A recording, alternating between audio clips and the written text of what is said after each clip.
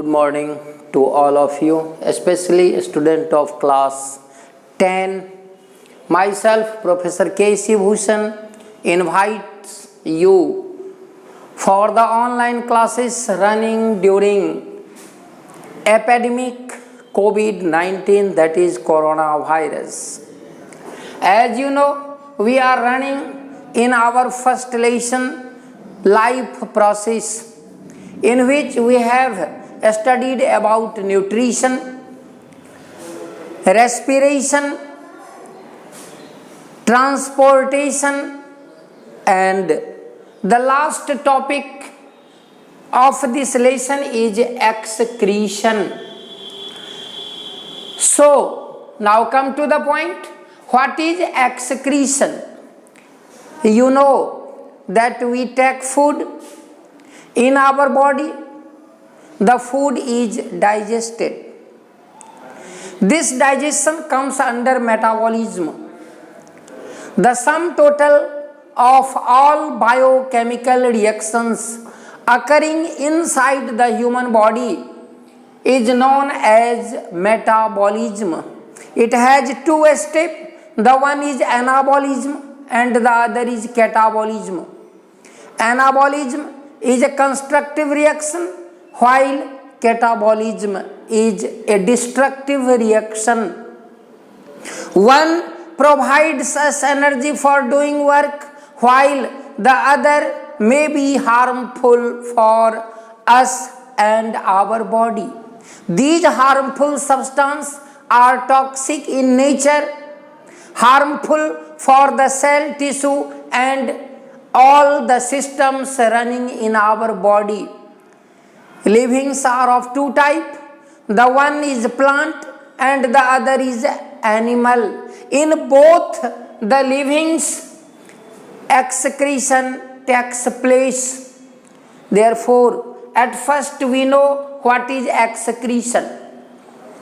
जैसा कि आपने पढ़ा कि हमारे शरीर में चाहे प्लांट बॉडी हो या एनिमल हो, वेस्ट प्रोडक्ट्स बनते हैं, हार्मफुल प्रोडक्ट्स का फॉर्मेशन होता है हमारे शरीर में। ये हार्मफुल प्रोडक्ट जो है, यदि इसे बाहर नहीं निकाला जाए तो इसका दूसरा इफेक्ट हमारे शरीर के ऊपर पड़ता है और इसलिए इसे बाहर निकालना आवश्यक होता है। अतः वैसी क्रिया जिसके द्वारा शरीर के अंदर बने हुए बेकार पदार्थों को बाहर निकाला जाता है, उसे हम एक्सक्रीशन और हिंदी में इसे उत्सर्जन कहा जाता है। फिर से सुनिए, removal of waste outside the body is known as excretion. The process in which waste product, harmful product, toxic substance is removed outside the body is known as excretion. If there is no excretion, the harmful substance will accumulate inside the body and it will provide harmful effect to the body. इस प्रकार से बेकार पदार्थों को, वर्ज्य पदार्थों को, हानिकारक पदार्थों को शरीर से बाहर निकालने की क्रिया उत्सर्जन कहलाती है और इंग्लिश में इसे हम एक्सक्रीशन कहते हैं। सबसे पहले हम लोग ये आवें कि excretion in plant, how excretion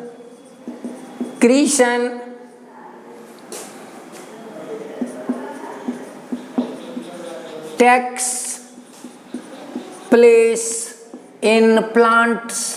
पौधों में एक्सक्रीशन की क्रिया कैसे होती है, सबसे पहले हम लोग ये जाने तो my dear students, for your kind information, there is no particular type of excretory organ present in plants. क्या देखा आपने कि पौधों में किसी भी खास प्रकार का, कोई भी खास प्रकार का एक्सक्रेटरी ऑर्गन नहीं पाया जाता है। तो क्वेश्चन उठता है कि जब एक्सक्रेटरी ऑर्गन है ही नहीं तो फिर एक्सक्रेटरी प्रोडक्ट बाहर कैसे निकलता है। प्लांट में एक कॉमन स्ट्रक्चर है जिसे कि हम लोग एस्टोमाटा के नाम से जानते हैं। Stomata are minute pore like openings present on the lower surfaces of leaf. Stomata जिसका कि हिंदी नाम ये देखिए रंध्र होता है। रंध्र मतलब छिद्र, छेद। तो एस्टोमाटा क्या है? यह स्मॉल एपर्चर है, माइन्यूट पोर है जो कि पत्तियों में पाया जाता है। इसकी संरचना जो है बीन सेप्ड होती है। बीन सेप्ड अर्थात सेम के बीज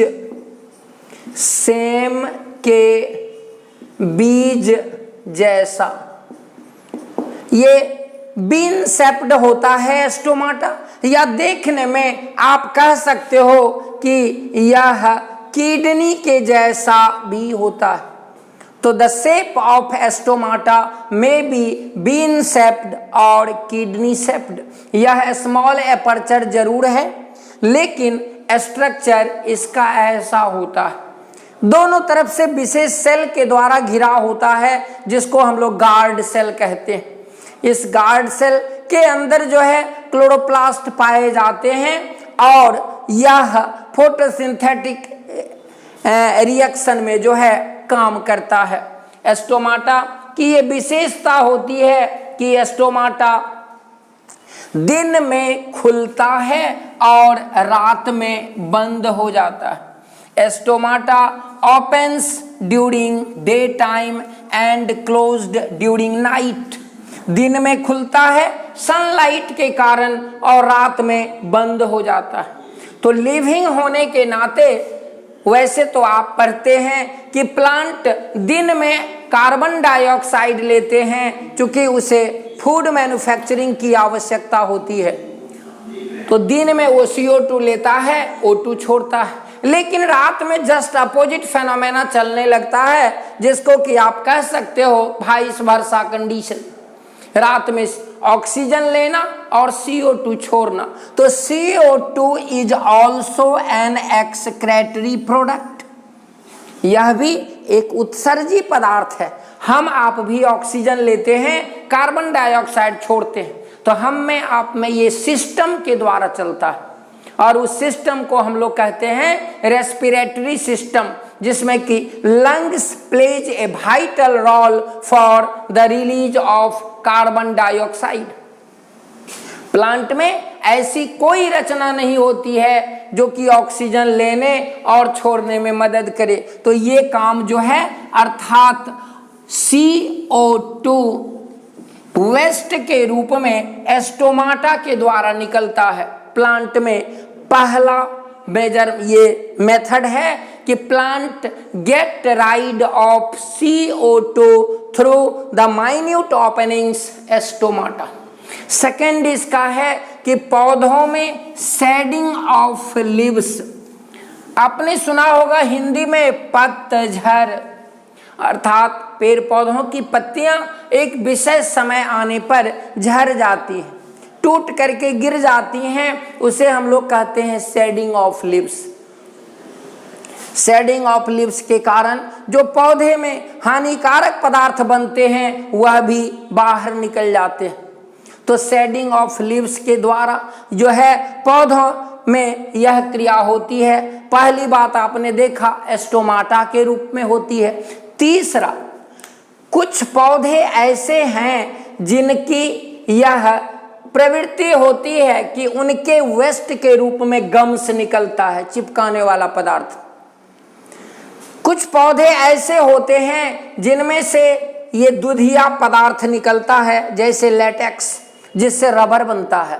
what are these substances? These are waste substances which comes from the plant in form of excretory waste in the process of excretion. तो by the stomata by the help of shedding of leaves. तीसरा हो गया gums and latex. और कुछ पौधे ऐसे होते हैं जिनमें कि ये सॉलिड फॉर्म में वेस्ट का डिपोजिशन होता है, जमा होता है और वहां से वह आसानी से बाहर निकल जाता है। तो इस प्रकार से पौधों में एक्सक्रीशन की क्रिया जो है सो होती है और इन माध्यमों से होती है। जबकि जब आप आएंगे कि how excretion takes place in animals, यहां भी देख लीजिए।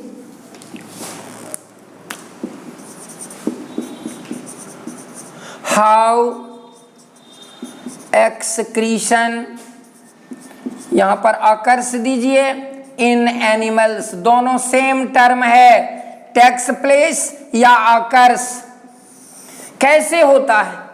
तो यहां पर दो प्रकार के जीव हैं, एक यूनिसेलुलर और दूसरा मल्टी सेलुलर। जैसे यूनिसेलुलर में आप कहिए अमीबा, तो अमीबा में कौन सा ऑर्गन है? एक्सक्रेटरी ऑर्गन का नाम क्या है? तो यहां पर भी कोई ऑर्गन नहीं है।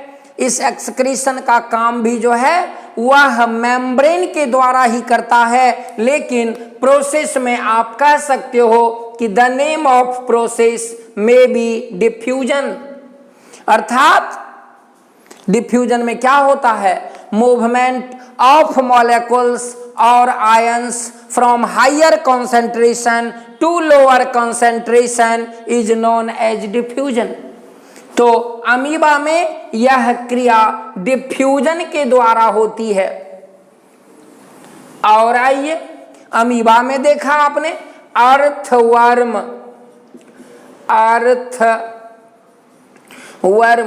अर्थवर्म की ये विशेषता होती है कि यह एक बाइसेक्सुअल एनिमल है, अर्थात male and female both the sex organs are present on same body.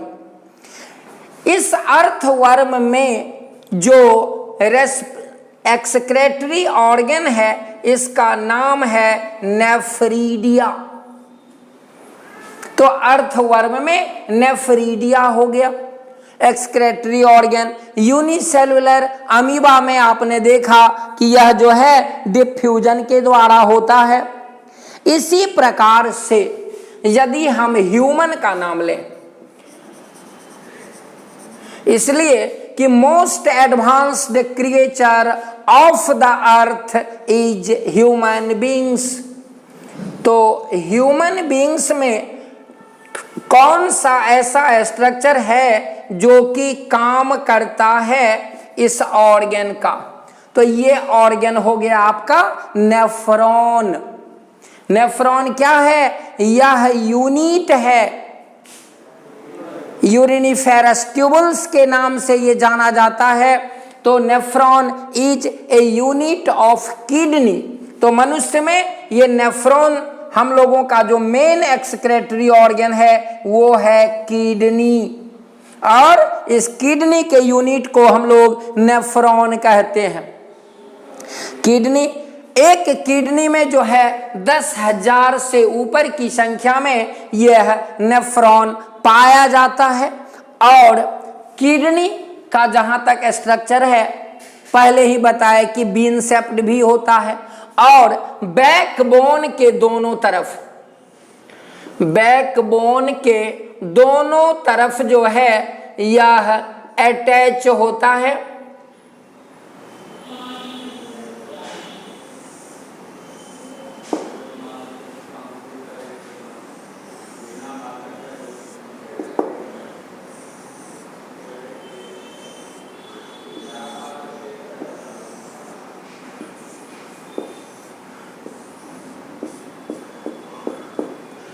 ये देख लीजिए किडनी की संख्या, दो संख्या होती है इसकी, और किडनी से जो एक ट्यूब जुड़ा होता है इस ट्यूब को हम लोग यूरेटर कहते हैं। ये हो गया यूरिनरी ब्लैडर, अर्थात वैसी संरचना जहां पर यूरिन आकर के जमा होता है।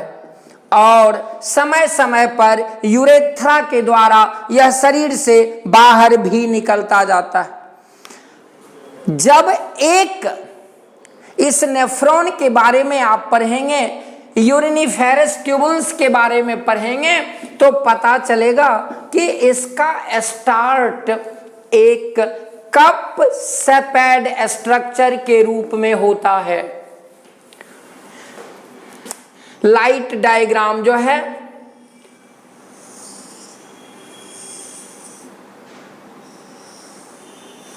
ये देखिए, ये कप सेपेड स्ट्रक्चर जो है इसको कहते हैं बोमेन्स कैप्सूल। बोमेन्स कैप्सूल, इसके अंदर में ब्लड कैपिलरीज का जाल बिछा होता है, जिसको इस ब्लड कैपिलरीज के जाल को कहते हैं ग्लोमेरुलस। इसका काम है ब्लड को छानना, ब्लड को एक तरफ करना और यूरिन को छान करके और सीधा यूरेटर तक पहुंचाना। दो प्रकार की यहाँ पर नलियां जली होती हैं। एक को कहा जाता है ए से एफेरेंट आर्टेरियोल और दूसरे को कहते हैं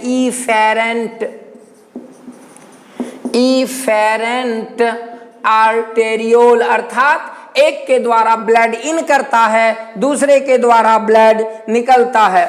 नीचे का भाग जो है डायरेक्ट इस प्रकार से आता है और यहाँ पर ये लूपिंग बनाते हुए आगे की ओर बढ़ता है और फिर यहाँ पर ये कलेक्टिंग संग्राहक के द्वारा बढ़ते हुए जो है सो आगे की ओर निकलता है। तो कप सेपेड स्ट्रक्चर को बोमेन्स कैप्सूल कहते हैं। अंदर में ब्लड कैपिलरीज का जाल होता है जिसे ग्लोमेरुलस कहते हैं। दो प्रकार की नलियां F1 में ए से है, गौर कीजिएगा, एक में ए से दूसरे में ई से।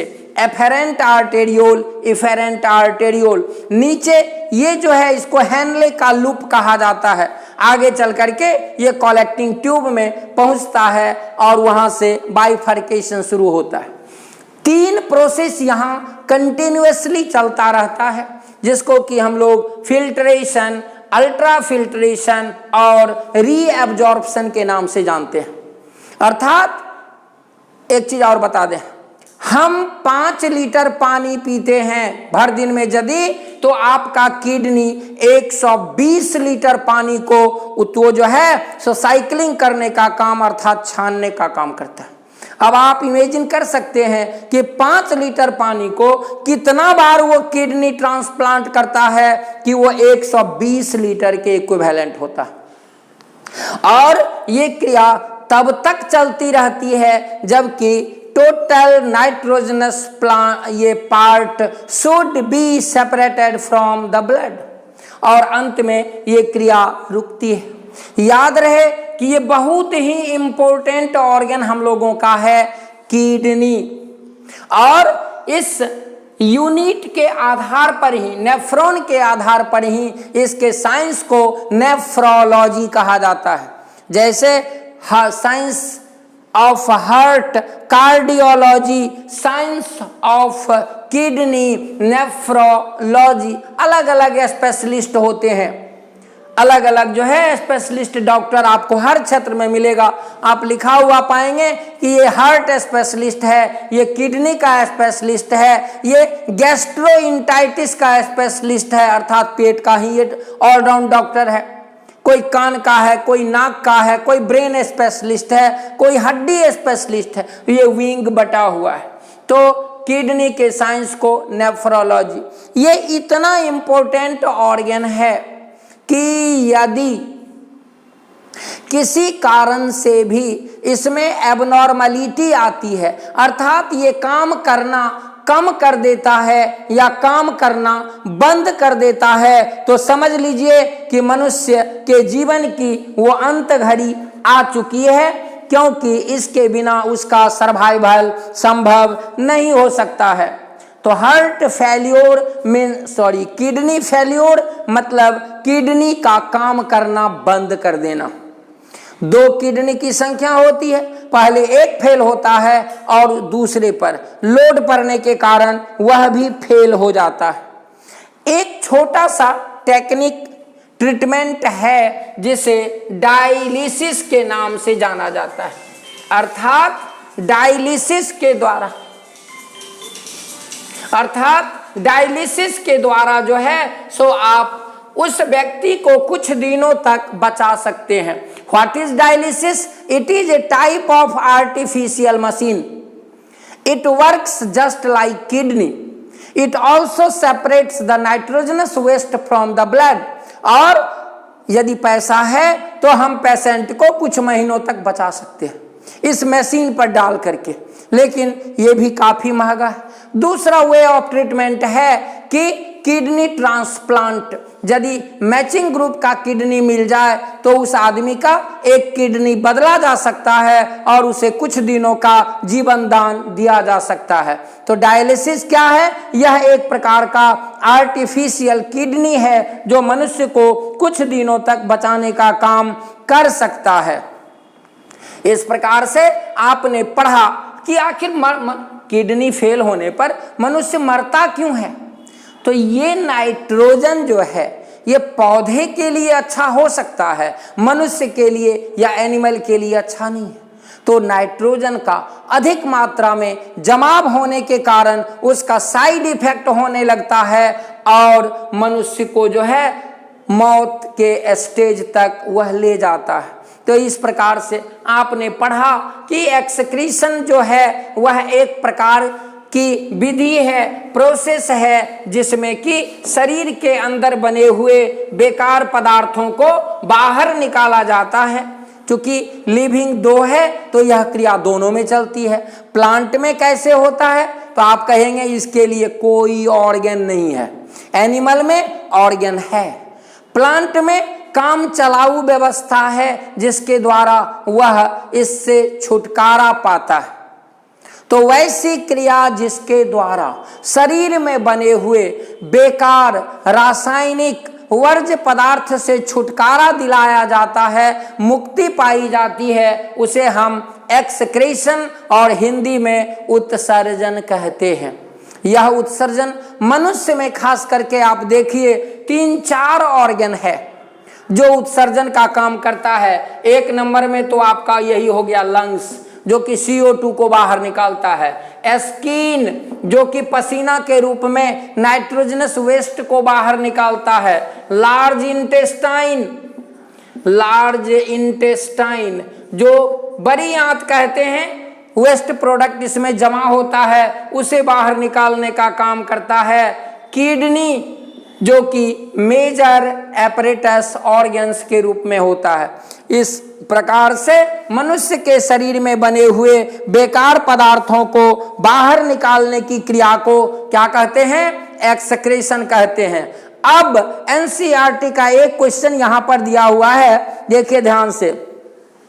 The kidney in human beings are a part of the system, और जवाब में आपको मिलेगा न्यूट्रिशन, रेस्पिरेशन, एक्सक्रीशन और ट्रांसपिरेशन। तो सबसे पहले एक चीज आपको मैं यहां पर बता दूं कि 4 ऑप्शन में जब आप 2 ऑप्शन को हटाना सीख जाएंगे तो फिर 2 ऑप्शन पर जो है आपका दिमाग चलेगा और वो एक ऑप्शन वहां पर आपका सही होगा, और ऐसी स्थिति में आप कहीं भी किसी भी कंपटीशन को आप निकाल सकते हैं। 4 पर हमेशा कंफ्यूजन। तो सपोज कीजिए कि यहां पर पहला टर्म था न्यूट्रिशन, दूसरा टर्म था रेस्पिरेशन, तीसरा टर्म है एक्सक्रीशन और 4 नंबर में टर्म है एनसीईआरटी का ट्रांसपोर्टेशन। ट्रांसपोर्टेशन कहता है कि किस प्रकार से यहां पर किडनी किससे रिलेटेड है। तो आप जानिए न्यूट्रिशन में किडनी का कहीं कोई योगदान नहीं है, रेस्पिरेशन में लंग्स आ जाता है, ट्रांसपोर्टेशन में हार्ट आ जाता है। तो जब आप 2-3 ऑप्शन जानते हैं तो चौथा ऑप्शन नहीं भी जानते हैं तो वह आपका आंसर होगा। तो इस तरीके से आपके इस लास्ट क्वेश्चन एनसीईआरटी का जवाब हो गया कि इसका जवाब होगा excretion means kidney is related with the phenomena that is known as excretion.